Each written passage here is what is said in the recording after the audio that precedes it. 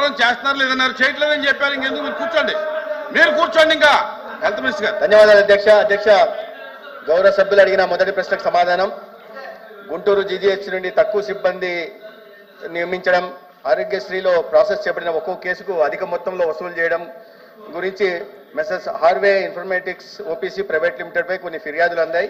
ఫిర్యాదుల ఆధారంగా జీజీహెచ్ గుంటూరు, విజయవాడ మరియు కాకినాడకు ఏపీ ఎంఎస్ఐడిసి ద్వారా కేంద్రీకృత టెండర్లను ఆహ్వానించడమైంది.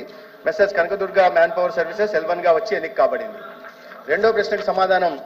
విజయవాడ మరియు కాకినాడలో మెసెస్ కనకదుర్గ మ్యాన్ పవర్ సర్వీసెస్కు అప్పగించడమైంది. గౌరవనీయ హైకోర్టు ఆదేశాల దృష్ట్యా గుంటూరు జీజీహెచ్లో డేటా ఎంట్రీ వర్క్స్లో మెసెస్ హార్వే ఇన్ఫర్మేటిక్స్ ఓపీసీ కొనసాగుతున్నది. తదనంతరం తాజా టెండర్లు మరియు ప్రక్రియలో ఉన్న టెండర్ల ద్వారా ఏజెన్సీని ఎంపిక చేసుకోవడానికి గౌరవనీయ హైకోర్టు అనుమతించింది మరియు టెండర్ ప్రక్రియ జరుగుతున్నది. మూడవ ప్రశ్నకు సమాధానం. సర్వీస్ ప్రొవైడర్ ఎంపిక కోసం ఏపీ ఎంఎస్ఐడిసి బహిరంగ టెండర్లను ఆహ్వానించడమైంది మరియు మెసెస్ కనకదుర్గ మ్యాన్ పవర్ సర్వీసెస్ ఖరారు చేయడమైనది. ధన్యవాదాలు. రాంభూపాల్ రెడ్డి గారు. ప్రభుత్వ ఆసుపత్రుల్లో ఆరోగ్యశ్రీ డాక్యుమెంటేషన్కి సంబంధించిన డేటా ఎంట్రీ డాక్యుమెంటేషన్కి సంబంధించి గుంటూరు, విజయవాడ, కాకినాడలో ఏజెన్సీలను ప్రభుత్వం ఏర్పాటు చేసింది అధ్యక్ష. కానీ గుంటూరు, విజయవాడకు సంబంధించి Aarogyasri data entry cash wise payment అంటే ఒక కేసు కింద అని చెప్పి ఇవ్వడం జరుగుతుంది అధ్యక్ష. అదే కాకినాడలో డేటా ఎంట్రీ ఆపరేటర్లను పెట్టి ఆరోగ్యశ్రీ డాక్యుమెంటేషన్ చేయడం జరుగుతుంది అధ్యక్ష. కాకినాడకు సంబంధించి అనేక ఫిర్యాదులు రావడం జరిగింది అధ్యక్ష. వాళ్ళు సక్రమంగా డాక్యుమెంటేషన్ చేయకపోవడంతో కాకినాడ ప్రభుత్వ ఆసుపత్రికి దాదాపు 20 కోట్ల రూపాయలు ప్రభుత్వానికి రావాల్సిన ఆదాయం రాకుండా పోయిందని చెప్పేసి స్వయంగా జిల్లా కలెక్టర్ గారు, అదేవిధంగా కాకినాడ ఎంపీ గారు కూడా ప్రభుత్వానికి ఫిర్యాదు చేయడం జరిగింది అధ్యక్ష. కానీ ఇక్కడ ఈ డిపార్ట్మెంట్లో పనిచేసే డిప్యూటీ డైరెక్టర్ అప్పారావు గారు అధ్యక్ష ఎంతంటే మొత్తం మెడికల్ అండ్ హెల్త్ను ఆయన కంట్రోల్లో పెట్టుకునేసి ఈ స్కాములకంతా సూత్రధారి పాత్ర అధ్యక్ష. ఇంకా ఇంత దారుణం అధ్యక్ష, కాకినాడలో కనకదుర్గ ఏజెన్సీ వాళ్ళు సక్రమంగా పనిచేయడం లేదని చేస్తే ఈ అప్పారావు గారు వాళ్ళని పిలిపించేసి వాళ్ళు ఇచ్చారు అధ్యక్ష. దాంట్లో అవకతవకలు పాల్పడుతున్నారు ఏజెన్సీ అని చెప్పి ఆ డైరెక్టర్ని, సూపరింటెండెంట్ పిలిపించేసి మళ్ళీ రీ రిపోర్టర్ బాగా పనిచేస్తున్నారని చెప్పి డిప్యూటీ డైరెక్టర్ గారు ప్రెజర్ పెట్టడం అధ్యక్ష. దానికోసం వాళ్ళు రాయలేదని చెప్పేసి యమునా అని చెప్పి డాక్టర్ గారిని మెడికో నిన్ననే రిలీవ్ చేశారు అధ్యక్ష.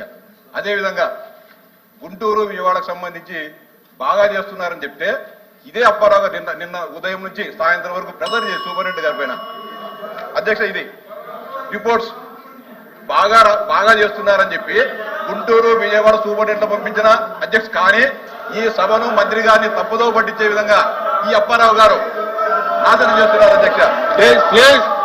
ప్లీజ్ అంటే ఈ కనకదుర్గ ఏజెన్సీ అనేది మాజీ వైద్య శాఖ మంత్రికి సంబంధించిన పెంపుడు సంస్థ.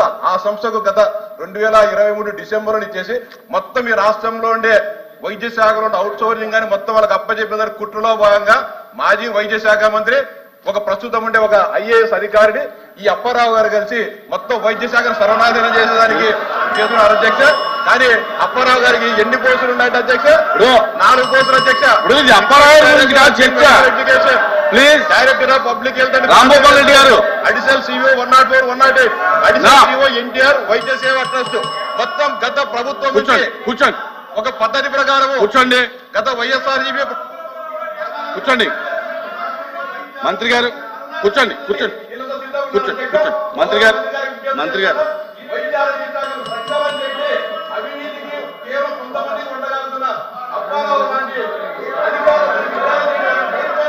ప్లీజ్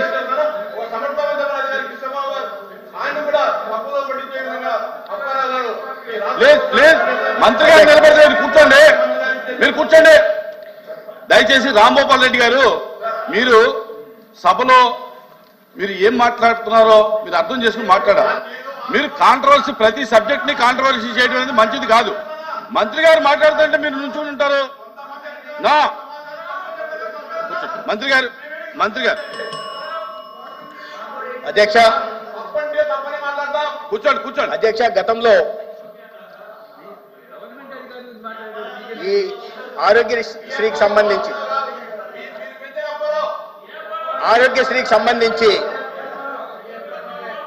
డాక్యుమెంటేషన్ అప్లోడ్ చేయడానికి, ప్రీ ఆథరైజేషన్ ఇవ్వడానికి క్లెయిమ్స్ కోసం కూడా డేటా ఎంట్రీ ఆపరేటర్లు అవసరం సార్.